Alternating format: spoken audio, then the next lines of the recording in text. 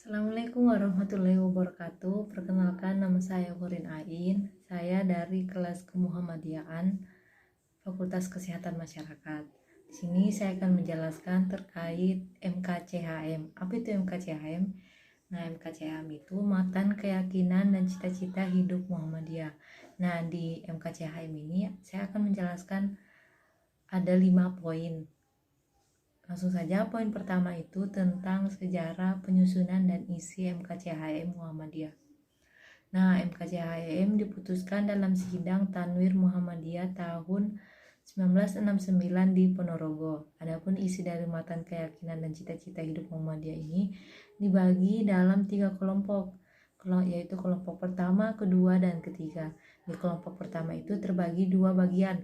Yang bagian pertama itu Muhammadiyah adalah gerakan Islam dan dakwah amar ma'ruf nahi munkar, berakidah Islam dan bersumber pada Al-Quran dan Sunnah Al-Maqbulah. Yang kedua itu Muhammadiyah berkeyakinan bahwa Islam adalah agama Allah yang diwahyukan kepada Rasulnya, yaitu Nabi Muhammad SAW. Kemudian kelompok kedua ini dibagi 2 bagian juga. Bagian pertama itu Muhammadiyah dalam mengamalkan Islam berdasarkan pada Al-Quran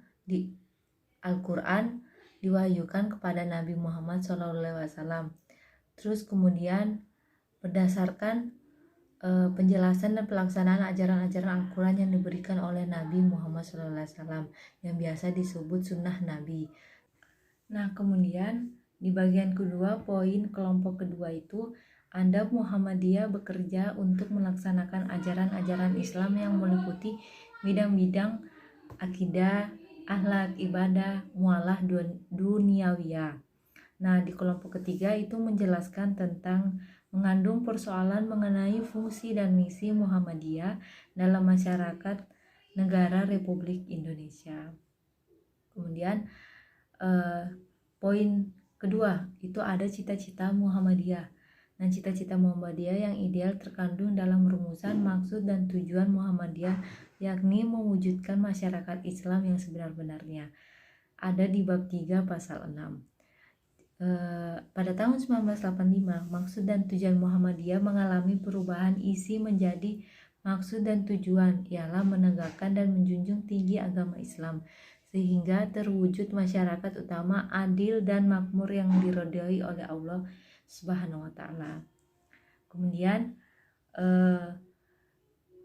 poin yang ketiga yaitu tentang Islam dan keyakinan Muhammadiyah.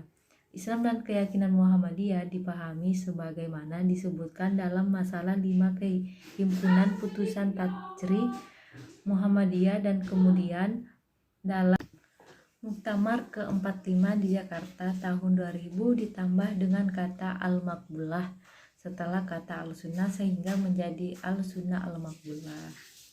Terus kemudian poin yang keempat itu ada pemikiran dan gerakan Muhammadiyah dalam bidang akidah, ibadah, akhlak, dan muamalah duniawiyah.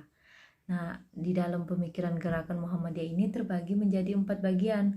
4 bagian lagi, yaitu bagian saat itu ada akidah. Nah, akidah ini adalah beberapa perkara yang wajib diyakini kebenarannya oleh hati seseorang, mendatangkan ketenteraman jiwa, menjadi keyakinan yang tidak bercampur sedikit pun dengan keraguan. Kemudian ada bagian yang kedua itu tentang ibadah, yaitu bertakarrub kepada Allah dengan jalan mentaati segala perintahnya, menjauhi larangannya, dan mengamalkan segala amalan yang diizinkannya. Jadi kita harus menjauhi larangannya Allah. Kemudian yang poin ketiga itu ada akhlak, sifat yang tertanam dalam jiwa yang menimbulkan perbuatan-perbuatan yang dengan gampang dan mudah tanpa memerlukan pemikiran dan pertimbangan. Kemudian yang keempat itu ada muamalah duniawiyah, adalah hubungan antara manusia dalam suatu usaha mendapatkan alat-alat kebutuhan jasmaniah dengan cara yang benar sesuai dengan ajaran dan tuntunan agama. Kemudian poin terakhir yaitu ada gerakan pemikiran Muhammadiyah dan tajdid abad kedua. Nah, gerakan pemikiran Muhammadiyah abad kedua ini bahwa Muhammadiyah berkomitmen untuk melakukan gerakan pencerahan. Gerakan pencerahan ini bertujuan untuk satu, kekeringan rohani, krisis moral, kekerasan, terorisme, konflik, korupsi, kerusakan ekologis, dan bentuk-bentuk lainnya. Terus kemudian ada kejahatan kemanusiaan. Nah, terus tujuan selanjutnya itu Muhammadiyah berkomitmen untuk mengembangkan relasi sosial yang berkeadilan tanpa diskriminasi. Kemudian memuliakan martabat manusia laki-laki dan perempuan. Kemudian Muhammadiyah juga bertujuan untuk menjunjung tinggi toleransi dan kemajemukan. Serta yang terakhir itu tujuannya membangun peranata sosial yang utama. Nah, itu terkait 5 poin yang saya jelaskan tentang MKCHM itu. Nah, sekian dari video saya. Mudah-mudahan bermanfaat. Apabila ada kesalahan, tutur kata yang kurang dari saya mohon maaf yang sebesar-besarnya. Wassalamualaikum warahmatullahi wabarakatuh.